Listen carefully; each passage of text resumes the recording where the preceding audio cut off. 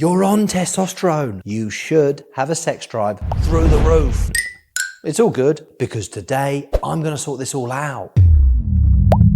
That honeymoon period of being on testosterone is over and your libido is not what it used to be. I don't feel so good.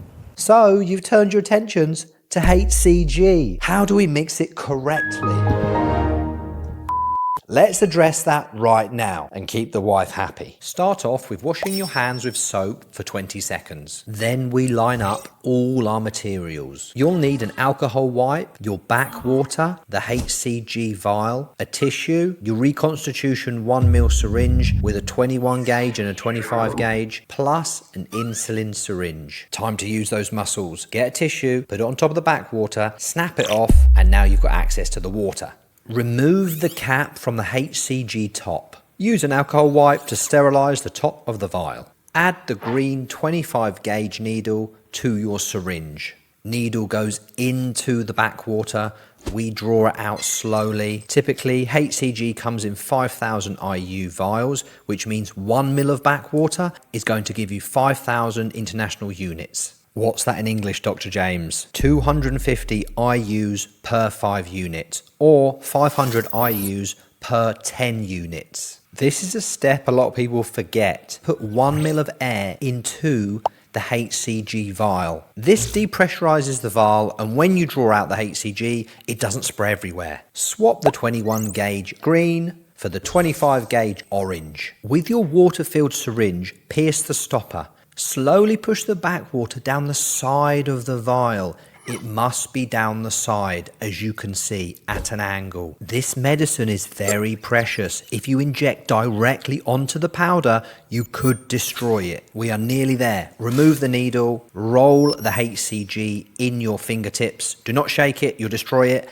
and then let it settle for 5 minutes. After you've reconstituted it, put it in the fridge, because once mixed, it can lose its potency within 2 weeks. I recommend you source 1,500 international unit vials. These are generally used up in 2 weeks. I have the 5,000 IU vials, so I keep mine in the freezer to make sure it's got extra freshness. When it's time to inject, I take it out of the freezer, I allow it to thaw for 5 minutes, before injecting my desired dosage. Dosages are different for everyone. A good place to start is 250 IU every other day per week. See how you feel on that dose, then potentially bump it up to 500 every other day. Try and find your lowest effective dosage of HCG, otherwise you'll need an overhaul of your entire estrogen management protocol. Testosterone is higher in the day and lower at night because it has a circadian rhythm, so we want to recreate this. Don't be injecting HCG late at night,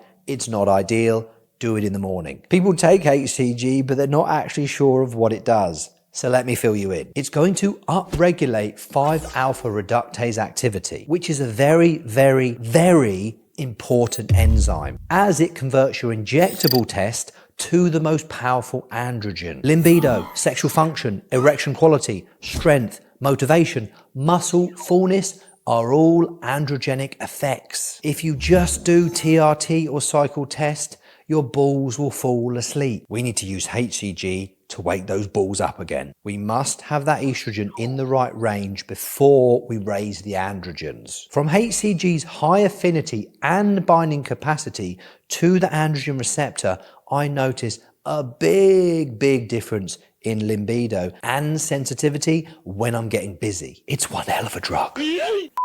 If you are struggling with libido, you can add a DHT like Proviron. This does not need to be 5-alpha reduced. It already comes packaged as a DHT and goes straight in to bind with the androgen receptor. They're very effective at lowering SHBG. Therefore, guys notice a very good increase in their libido in the first 2-3 weeks. After that, because the SHBG has been tanked, they notice a decrease in the libido. Then they don't know what to do. Mission abort.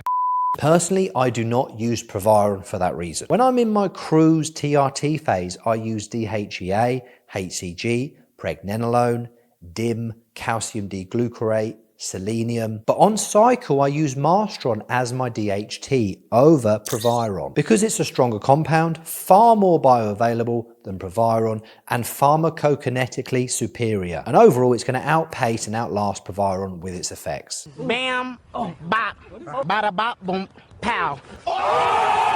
The downside is it makes your hairline run down to your ears. But that's going to be genetic anyway. If you're going to lose it, you're going to lose it. Look at your mother's side of the family for clues with hair loss. If you're concerned before your cycle, add in a DHT test to your baseline of biomarkers and then monitor it throughout your cycle. HCG plays a role in signaling the thyroid to grow. So a low dose of levothyroxine T4 might be needed. The goal is to maintain your TSH within the normal limits. The dosage of your T4 wants to be increased if your levels of TSH are above normal and should be decreased if your TSH levels fall below the normal range. But be careful on this, you don't want to mess up your thyroid. Look to your blood work at the right intervals to give you your answers. Very important when you're starting the HCG to watch your estrogen levels. Once the DHT kicks in, you'll probably have to manage your estrogen a tad less because the DHT has an effect